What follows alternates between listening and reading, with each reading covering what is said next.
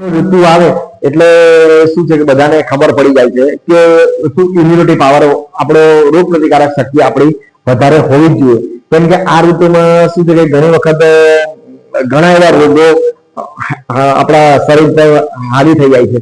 રોગના જંતુ ઘણી વખત મેલેરિયાના ટાઇફોઇડ છે, કમળો છે, પછી શું કહેવાય ડેન્ગ્યુ છે અને અમુક એવા વાયરલ ઇન્ફેક્શન વધારે ચાલુ થઈ જાય છે, શરદી ખાંસી. તો આ બધામાં શું છે કે આપણે એક ઇમ્યુનિટી પાવર આપણે જો વધારી કરી શકીએ આપણી રોગ પ્રતિકારક શક્તિ, તો શું આ બધા રોગો સામે આપણને સારું એવું રક્ષણ મળી શકે છે. તો તમારે શું કરવું જોઈએ? તો એના માટે તો એક શું છે કે ફ્રૂટ્સ સારું એવું માધ્યમ છે કે જેનાથી જો આપણે કન્ટિન્યુઅસ એમનું એવું હોતું નથી કે ફક્ત 10-15 દિવસ લઈ લો કે બીમારીના સમયમાં લઈ લો, એવું નથી હોતું કે તમે આના માટે શું છે કે અગાઉથી જે શરૂઆતના 4 મહિના 3 મહિના કન્ટિન્યુ જો કોઈ ફ્રૂટ્સ લો ને તો જ એનો ફાયદો દેખાય. તો વિટામિન સી છે અને એન્ટીઓક્સિડન્ટ પણ સારા એવા ફ્રૂટ્સમાં મળે છે. તો અમુક એવા 4-5 ફળ છે કે જેને આપણે લઈએ સલંગ 3-4 મહિના તો શું છે કે ઘણો આપણને એ ફાયદો થાય છે.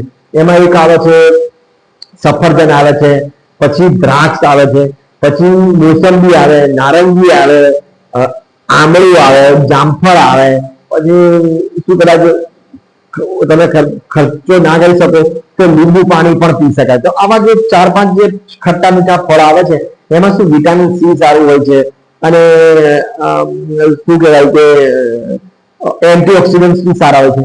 તો કોઈ ઉંમરવાળા લોકોને બી સારું હોય. એ તમને હવે ફ્રૂટ્સમાં કેવું હોય છે કે એવું નથી હોતું બધા જ લેવા, આપણને આપણી પરિસ્થિતિ પ્રમાણે આપણે કયા ફ્રૂટ્સ ખરીદી શકીએ છીએ, ખર્ચો કરી શકીએ છીએ, એ પ્રમાણે આપણે કોઈ બી ફ્રૂટ્સ સહેલાઈથી આપણને મળી શકે એવું કોઈ બી ફ્રૂટ્સ ચાલુ કરી શકીએ છીએ.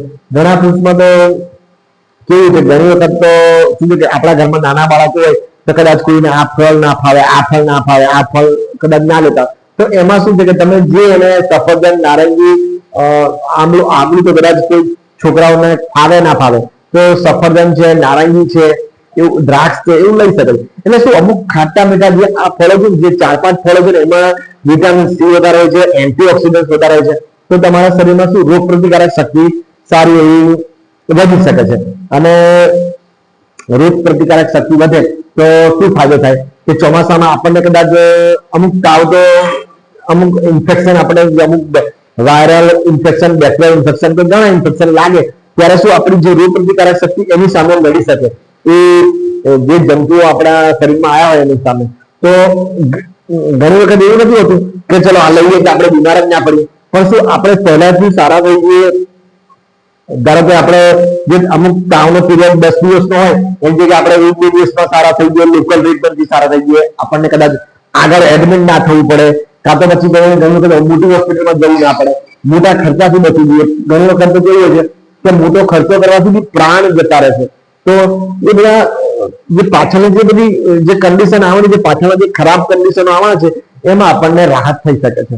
તો એના માટે હું માનું ત્યાં સુધી ચોમાસામાં શું તમે શરૂઆતથી જેવું તમને લાગે કે આ ચોમાસું ચાલુ થયું ત્યારથી જ તમે ગમે તે એક ફ્રૂટ્સ ચાલુ કરી દેવો જોઈએ. ગમે તે જે તમને પોસાય અને તમારા પરિસ્થિતિ, તમારા કુટુંબને પોસાય, તમારી જે નાના બાળકો હોય શું ખાઈ શકે છે, એટલે કન્ટિન્યુ 3-4 મહિના રાખો તો શું છે તો જ તમારું ચોમાસાનું 4 મહિના હેલ્ધી થાય. બાકી શું છે કે તમે અઠવાડિયામાં 2 દિવસ લો, 10 દિવસ ગેપ પાડો, 10 દિવસ લો પછી 15 દિવસ ગેપ પાડો, એવું નહીં. એટલે તમે જે બી તમને મળી શકે, જે તમે ખર્ચી શકો એ ફ્રૂટ્સ તમે લેશો તો 4 મહિનામાં તમારા શરીર માટે સારી એવી રોગ પ્રતિકારક શક્તિ આવી શકે છે. અને પાછળ તો શિયાળો આવે છે, શિયાળામાં તો આમ પણ બધાને જરૂર નથી પડતી રોગ પ્રતિકારક શક્તિ, આમ બી તમે હેલ્ધી સિઝન છે શિયાળામાં. એટલે કે તમે જે ચોમાસાના 4-5 મહિના જે ફૂડ સારા એવા ખાઓ તો તમે સારું એવું તમારું વર્ષ સારું જાય એવું લાગે છે મને. થોડો ખર્ચો છે પણ હવે શું છે કે એન્ટીઓક્સિડન્ટ અને જે વિટામિન સી છે અને અમુક આપણી જે માત્રા છે પોષક તત્વોની એ આમાં જ ફળમાં વધારે સારી એવી માત્રામાં મળે છે. આપણે જે રોજિંદો આહાર લઈએ છીએ એમાં કદાચ આપણે શાક, રોટલી, દાળ ભાત ને બધું લઈએ છીએ પણ એમાં ઓછું પડી શકે છે. તો એ રીતે જોઈએ તો એટલીસ્ટ ચોમાસામાં તો અમુક જે ફળ છે આપણા જે કુદરતે આપણને આપેલા છે એ લેવા જોઈએ. ઘણી વખત કેવું છે કે કુદરતે અમુક ફળ આપણને એના સીઝન પ્રમાણે આપેલા છે.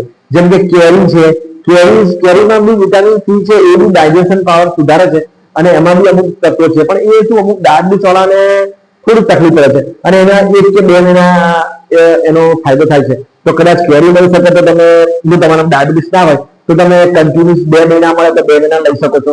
પછી હવે કદાચ એમાં શું છે કે એમાં બી વિટામિન સી બી મળે છે, અમુક એન્ટીઓક્સિડન્ટ મળે છે, એ બી ફાયદો કરે છે.